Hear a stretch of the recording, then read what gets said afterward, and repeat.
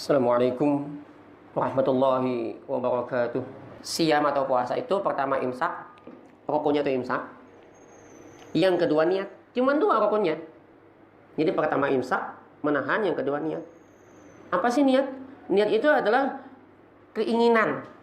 Jadi niat itu adalah perbuatan hati. Ya. Ketika kita punya keinginan, itu namanya niat. Kadang Ustaz nawaitu sauma ghadin an adai fardhi syahr ramadhana hadhihi sanati lillahi ta'ala. Ya terserahlah, itu tapi namanya lapas. Yang ianya di sini, bukan di sini. Masalah masing-masing hendak membaca diucapkan terserah. Tapi pasalnya paham enggak dah dulu? Nawaitu sauma ghadin, takunin apa artinya tahu aja biasa sudah. Nah, di sini biar aku puasa esok anak Allah. Nah, dorongan itulah yang kemudian membuat kita bangun ketika subuh.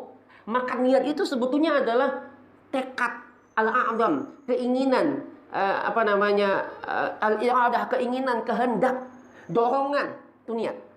Dorongan, keinginan, kesadaran. Ketika esok aku puasa, maka sadar, esok bangun. Dan ketika kita terbangun, itulah udah niat namanya. Jadi niat itu tidak hanya sekedar istilah kalau kita menyambar rajin kan al-amal, innamal a'mal binniyat. Sesungguhnya amal itu dimulai atau tergantung pada niat. Bukan hanya dimulai dengan niat, tetapi amal itu juga dikawal oleh niat. Kalau orang niatnya adalah puasa, maka niat itu akan mengawal. Niat itulah kesadaran, niat itulah dorongan. Ketika dia terdorong untuk esok puasa, dia akan terbangun. Kemudian dia tidak hanya di awal, tetapi dia mengawal. Aku nih puasa, aku nih imsak. Maka ketika dia merasa sadar bahwa dia imsak, dia menahan, dia sedang dalam keadaan puasa, dia jaga, itu niat. Maka niat ini yang menjadi roh yang mempengaruhi kita. Sama orang sholat. Kenapa sholat diawali dengan niat? Karena sholat itu akan dikawal oleh niat, aku sedang berhadap pada Allah. Maka setiap itu dia akan menjaga supaya terus hatinya khusyuk menghadirkan Allah. Jadi bukan orang yang khusyuk itu kemudian telinganya nggak mendengar ketika orang berangkat kuliah. Kan ada orang ajar bila orang itu khusyuk. Ini telinganya kadang mendengar, khusyuk aja. Itu bukannya kadang mendengar, tuli namanya. Bukan khusyuk. Karena gini Pak, saya ambil contoh gini. Pian lomba membawa banyu 17 Agustusan. Banyu itu penuh 1 gelas. Tidak boleh tumpah. Mulai sini sampai ke ujung sana. Hadiahnya mobil. Misalnya, bawa. Pian pasti akan menjaga. Kenapa? Dorongannya adalah dapat hadiah. Niatnya dapat hadiah. Dia jaga.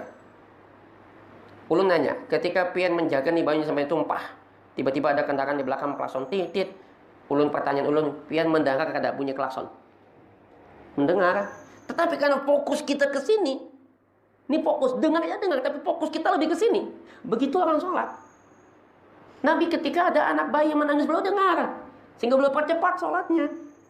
Tapi yang dipercepat sholatnya adalah bukan rukuk sujud duduknya, bacaannya diperpendek. Ini rukuknya, sujudnya, duduknya, Allahu Akbar, sami'allahu liman hamidah, Allahu Akbar, apa? Jadi beliau Nabi dengar ketika ada anak bayi yang sedang menangis kadang-kadang. Maka itu niat itu tidak hanya di awal, tapi dia mengawal. Nah mudah-mudahan niat puasa kita, niat saum, niat siam kita tidak hanya di awal tadi ketika sahur. Nang bahasanya macam-macam. Ada yang bahasanya tadi mengatakan nawaitu sauma ghadin. Ada yang kemudian hanya sekedar dalam hatinya aja. Ada yang menganggapnya itu sebuah dorongan dan semangat. Ya udahlah, kita tidak usah mempersoalkan masalah persoalan khilafiyah ini.